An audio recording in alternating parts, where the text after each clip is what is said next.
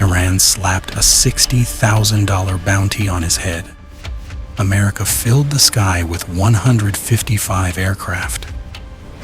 For 48 brutal hours, one wounded man was hunted through the freezing Zagros Mountains. America was about to risk everything to bring him home, because there is one rule they never break: leave no man behind. And now, all eyes on him.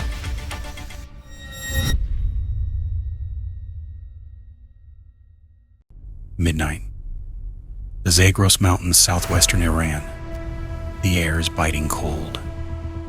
Razor-sharp ridges cut through total blackness. No roads, no shelter, no way out. A man crawls, hands raw and bloody, body battered from the violent ejection. Every breath hurts. His flight suit is shredded. One leg drags uselessly, ankle swollen and throbbing. Pain rips through him with every move. He is bleeding profusely. He is the weapons systems officer of the downed F-15E Strike Eagle, call sign Dude 44 Bravo, a highly respected colonel.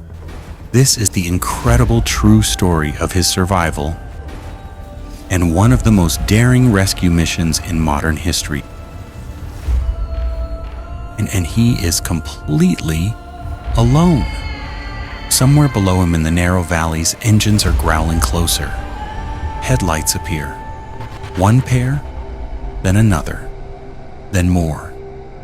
The lights snake through the valley floor like predators closing in on wounded prey. Dude 44, Bravo freezes against the cold rock. He can hear voices now, shouting in Persian, doors slamming, the metallic clack of rifles being chambered. These are IRGC quick reaction forces and local militias racing toward the crash site. Iran has placed a bounty on him. They are not coming to rescue. They are hunting him. In his hand is the small emergency beacon. Its dim green pulse is the only thing connecting him to the outside world. He activates it only in careful, short bursts. Every flash feels like a dangerous flare in the total darkness. He knows exactly what capture would mean: brutal interrogation, possible execution, or worse. He is deep behind enemy lines, deep in the Zagros, but he keeps moving because every second is running out. Rewind roughly 48 hours. Early morning, April 3rd, 2026. Just before dawn over southwestern Iran, high above the Zagros, an F-15E Strike Eagle, call sign Dude 44, tears across the night sky. A machine worth more than $100 million. Twin engines screaming, weapons armed. Inside the cockpit are two men: the pilot, Dude 44 Alpha, and the weapons systems officer, Dude 44 Bravo. And then suddenly, a violent impact. A shoulder-fired Iranian man-pads missile slams into the aircraft. The jet shudders violently. Warning lights explode across the cockpit, hydraulics failing, flight controls dying. The aircraft rolls, then spins. The nose drops. Bail out, bail out. Two ejection seats blast into the darkness. The pilot is thrown in one direction. The WSO is hurled in the other. Their parachutes open against the black sky. For a few seconds, it almost looks peaceful. Then the violent mountain winds hit. The chutes are ripped and twisted by powerful gusts. The pilot, Dude 44 Alpha, slams down bruised and shaken but alive. Within hours, a combat search and rescue force reaches him under fire. He is extracted aboard an HH-60W Jolly Green II. During this first wave rescue, helicopters take small arms fire. Several crew members sustain minor injuries, but the aircraft remains operational and escapes. One A-10 Thunderbolt, 2 providing close air support and communication with the downed pilot, is hit by enemy fire. The A-10 pilot continues the mission, nurses the damaged aircraft out of Iranian airspace toward friendly territory, and ejects safely over Kuwait. But one man is safe while the other is still alone behind the enemy lines. But dude, 44 Bravo is not so fortunate. He crashes hard into the side of a steep rocky ridge. His ankle twists violently beneath him. Pain tears through his leg as he tumbles across razor-sharp limestone. Bleeding and winded, he forces himself up. Survival training takes over instantly. Hide the parachute, conceal gear, move, climb, stay alive. He checks his radio. Still working. Checks the beacon. Still working. Then he begins the grueling ascent across steep, craggy limestone slopes and narrow ridges, climbing far enough up the 7,000-foot ridgeline to reach a defensible hide site in a mountain crevice. His injured ankle drags behind him. His hands slip on the rock. He falls more than once. But he keeps climbing, because down below the lights are already converging on the crash site. Too fast, too organized. A powerful searchlight suddenly sweeps the mountainside. The beam slices directly toward him. He presses himself flat against the rock. Does not move. Does not breathe. The light passes only inches away. Somehow they do not see him. He reaches higher ground and collapses behind boulders in a narrow crevice, chest heaving, hands shaking. He has clawed his way to safety, but the hunters are already at his heels. His radio crackles. He transmits a short message. Any Allied aircraft? This is Dude 44 Bravo. I am on the ridge. They are below me. God is good. Do you copy? In command centers far away, the phrase triggers immediate alarm. 44 Bravo. I am on the ridge. They are below me. God is good.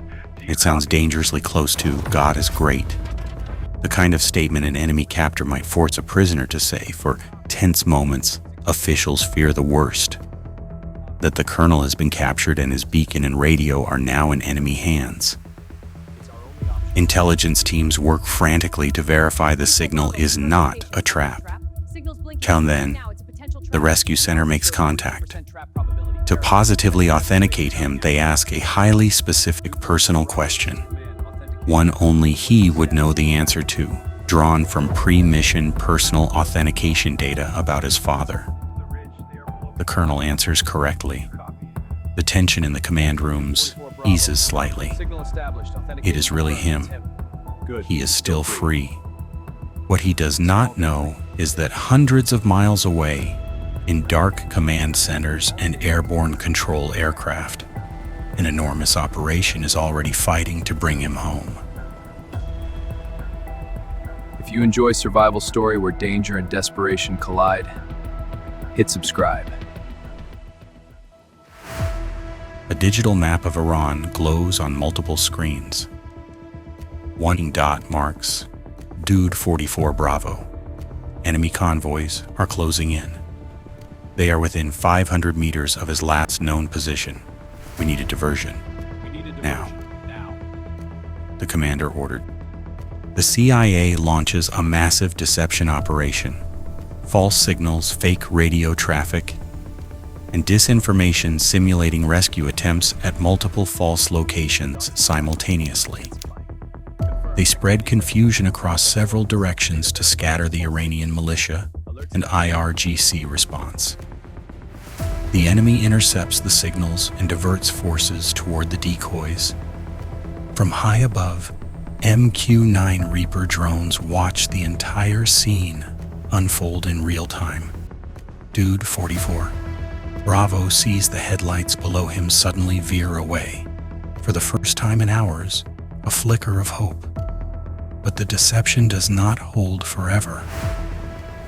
The enemy reaches the empty sights, realizes the trick, and turns back, this time spreading out with night vision gear, combing every ridge, every crevice, every valley. For nearly 48 hours, the colonel evades capture in the freezing darkness. He hides deep in the mountain crevice, bleeding, treating his wounds as best he can, activating the beacon only in short bursts. Enemy forces come within yards, voices shouting, footsteps on stone, the clank of weapons and equipment. At one point, searchers pass only feet away. He grips his sidearm, ready to fight to the end if necessary. The boots move on. He survives. Barely. 48 hours of pure hell. Every heartbeat a war between life and death. Meanwhile, the rescue force assembles. One of the largest and most complex combat search and rescue operations in modern U.S. history. Roughly 155 aircraft are committed to the WSO rescue phase alone. A 10 Thunderbolts, HH-60W Jolly Green II helicopters, used primarily for the pilot rescue, MQ-9 Reapers, HC-13OJ Combat King tankers, electronic warfare aircraft, and more. Hundreds of elite special operations personnel are involved, because the heavier HH-60W Jolly Green II helicopters cannot safely navigate the incredibly tight, treacherous mountain crevices of the Zagros. The plan calls for something far more daring. 2 MC-13OJ Commando, 2 transports penetrate deep into Iran and land on a soft, muddy, abandoned agricultural airstrip, a makeshift landing zone. There, operators rapidly unload and assemble 3 MH-6 Little Bird helicopters.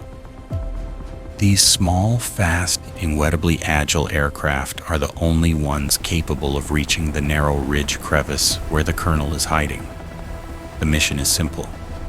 Bring Dude 44 Bravo home, no matter what it costs. Inside the Little Birds, operators sit in tense silence. Night vision goggles down, weapons hot. No one speaks. They know they are flying deep into hostile Iran. If anything goes wrong, there may be no way back. The MH-6 Little Birds skim through mountain valleys, only feet above the rock, flying by terrain following radar, instinct, and raw skill. No lights. One wrong move means slamming into a ridge. MQ-9 Reapers provide constant overwatch. Then suddenly the drone operator said, Enemy convoy approaching the ridge. Minutes out. Dude 44. Bravo hears them surrounding his position again.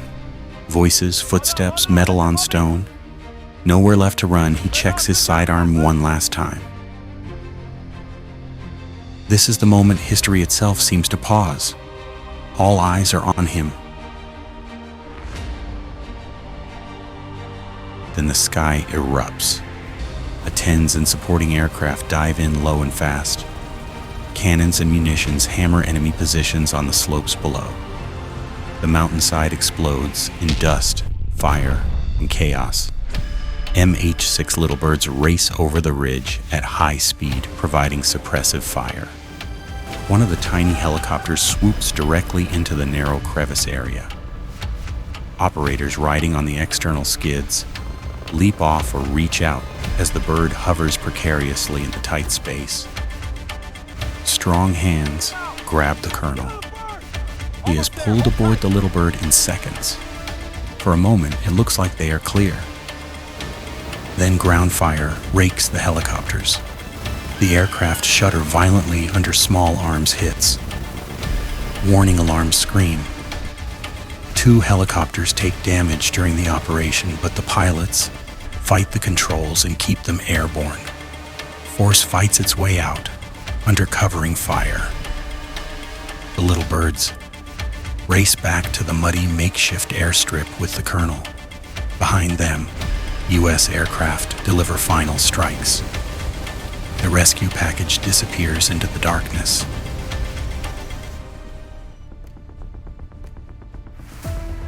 Hours later, after a total operation spanning nearly 48 hours, Dude 44, Bravo is finally safe.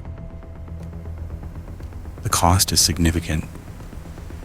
The two MC-13OJ Commando, two transports that had delivered the little birds, sank into the soft, wet, sandy ground of the abandoned agricultural airstrip and became hopelessly stuck. Lighter aircraft extracted the personnel, but the U.S. deliberately destroyed the stranded MC-13OJs and several little birds to prevent sensitive technology from falling into IRGC hands. Iran claimed additional U.S. aircraft losses, including possibly an MQ-9 Reaper. Every American came home, because for the United States military, there is one unbreakable rule above all others: nobody gets left behind.